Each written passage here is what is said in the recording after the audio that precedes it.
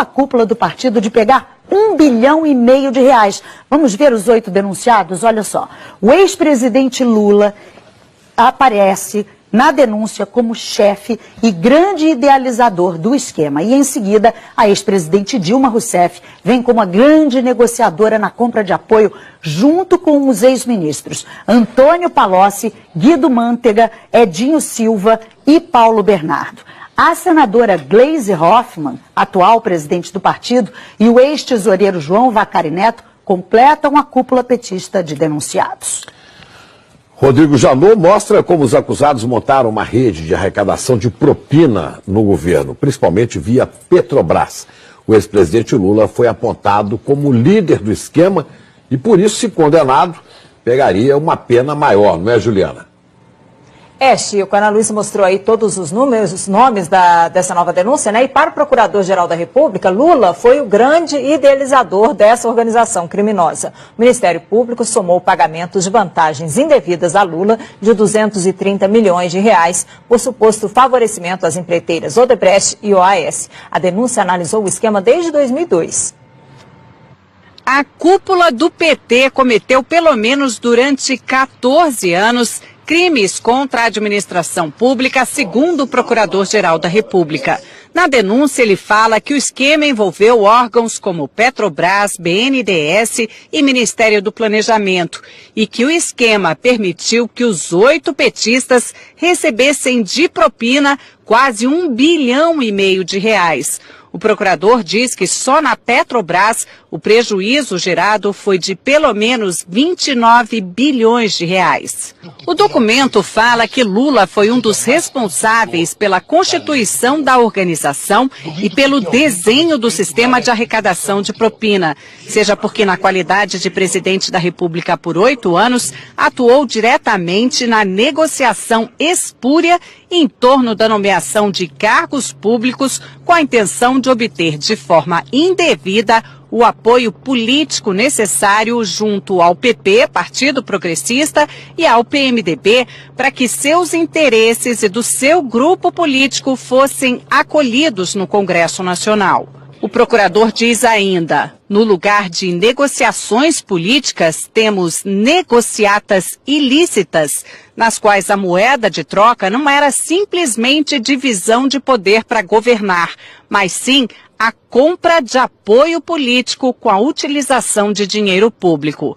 Rodrigo Janot define o ex-presidente Lula desse jeito, o grande idealizador da organização criminosa. E detalha os papéis de cada um dos denunciados. Relata que Lula, Dilma e o ex-ministro Antônio Palocci negociaram com o PMDB da Câmara apoio em troca de cargos públicos relevantes que poderiam ser instrumentalizados, como de fato foram, para a arrecadação de propina. Diz que o ex-tesoureiro João Vacari era o responsável pela cobrança de propina no varejo junto às diversas empresas que se relacionavam com o governo federal durante os governos Lula e Dilma. E que os ex-ministros Antônio Palocci e Guido Mantega eram os interlocutores diretos de Lula e Dilma nas negociações que envolviam a cobrança de propina em valores mais relevantes.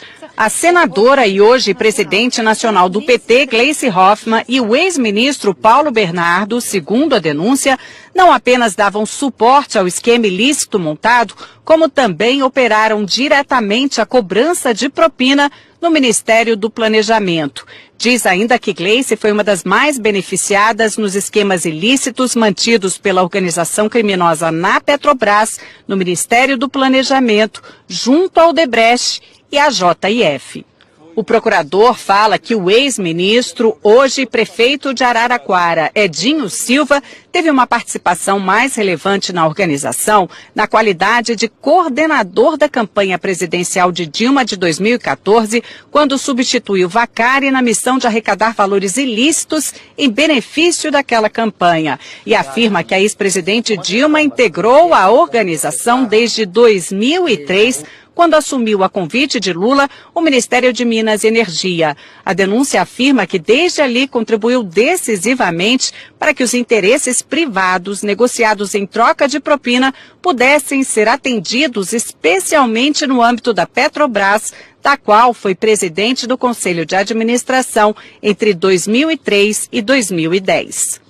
Outro trecho do documento diz que chama atenção a quantidade de contas correntes de propina mantidas pelos petistas junto a grupos empresariais dominantes no cenário econômico brasileiro.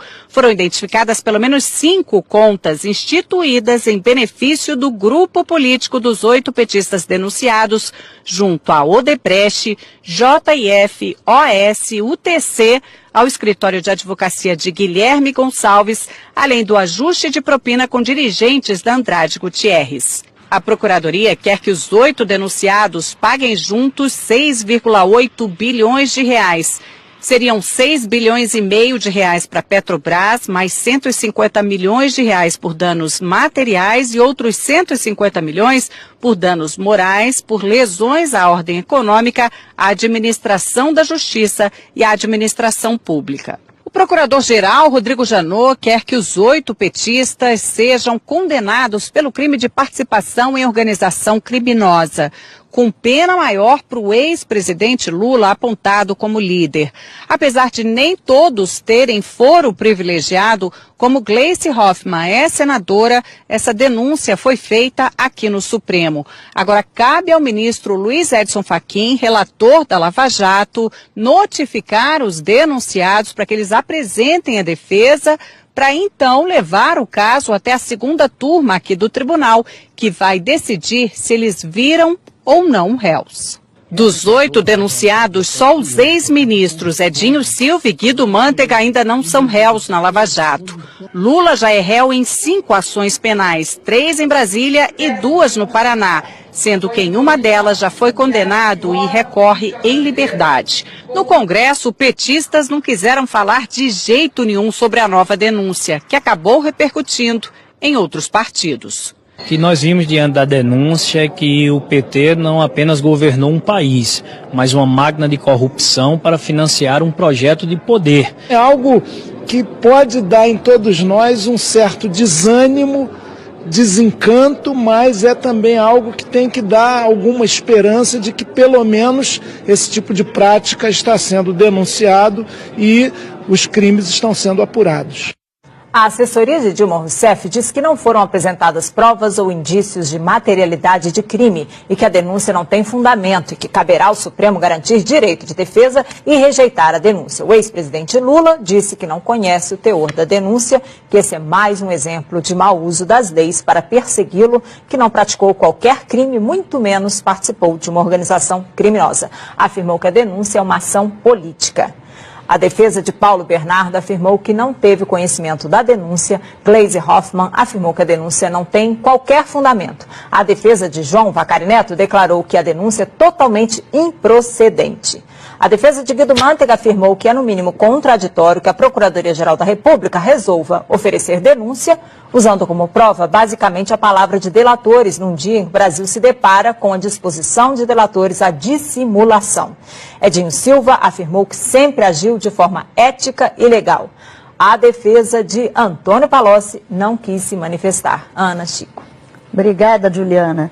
Os valores da propina impressionam demais. 1,5 bilhão de reais é dinheiro que não acaba. A gente vai a Brasília conversar com Alexandre Garcia. Alexandre, os valores são inacreditáveis, né? Pois é, as pessoas comuns não fazem ideia do que seja 1,5 bilhão, né? 1,5 bilhão atribuídos pela Procuradoria-Geral da República a 8 pessoas. Mas é mais ou menos como multiplicar aquele apartamento banco do Gedel por 30 vezes o que foi contado ontem na Bahia. E Janot, que confessou ter agido por medo e não por coragem, né, ao reagir às novas revelações envolvendo o procurador Marcelo Miller e a JBS, e que parecia atingido por uma flechada de Joesley, mostrou que ainda tem flechas e alvejou ontem, como a gente viu aí, uma parte do esquema petista, né, desde ex-presidente da República até a presidente do partido. Reagiu E não se sabe se já usou todas as flechas ou ainda haverá mais bambu nesses 10 dias depois de homologada a colaboração premiada do doleiro do PMDB, Lúcio Funaro. Olha, aquele apartamento emprestado na Bahia cheio de dinheiro é um retrato da corrupção brasileira.